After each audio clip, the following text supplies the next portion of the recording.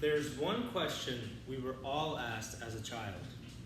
What do you want to be when you grow up?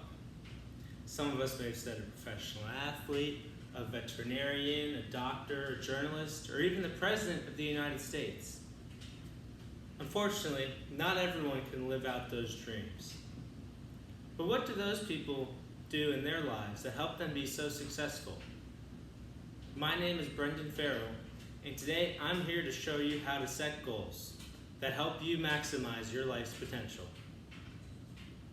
Now, first off, I'd like to say goals came into my life when I started out in college. Now, I'm still not entirely sure what it is I want to do with my life, but I can say I do have a college degree. And if I hadn't set SMART goals, that is specific, measurable, attainable, relevant, and time-bound goals, I'm not sure I'd have the degree today. So I'm going to walk you through how I use those SMART goals and how other athletes have used those types of goal-setting techniques to become successful.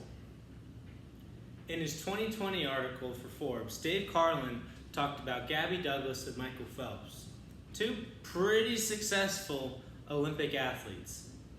Now, Michael Phelps' longtime coach, Bob Bowman, talked about how Phelps set small goals along the way for him to accomplish. He's not trying to go out and win 20 Olympic gold medals in just one day. He's setting small goals along the way so that eventually Phelps could reach the pinnacle of his sport. Now, Gabby Douglas took a different route to success. Her mother encouraged her to use something called a vision board, which is where you lay out everything you want to do in your life, your different goals, all sorts of things. Through that vision board, she laid out a plan for how she could go in and win Olympic gold medals in the 2016 Olympics. Now that's great. Those two athletes have been very successful. So now, where can you start? I'll tell you where. It's not as difficult as you think. Here, let's take an example. Let's start off with these SMART goals. See, specific, measurable, attainable, relevant, and time-bound, okay?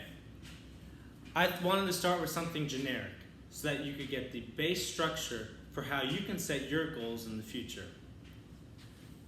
We're gonna go get the dream home today, okay? So start off, I call this a staircase model, okay? So you start off, there's 4 different stairs. Own a home, that's number 1. Now, Schenk and DiMedento, they did some research, and I'll tell you what, having specific and productive goals, that is the most important part to success based on their research. So let's start there. Own a home, that's very specific. And we said it's 2 to 4 years as well, right? That fills out our time-bound requirement of SMART. So let's continue down. We're gonna go down the stairs, okay? So we have our long-term goals. What do you need to own a home? Well, you're gonna need to find a trusted realtor, right?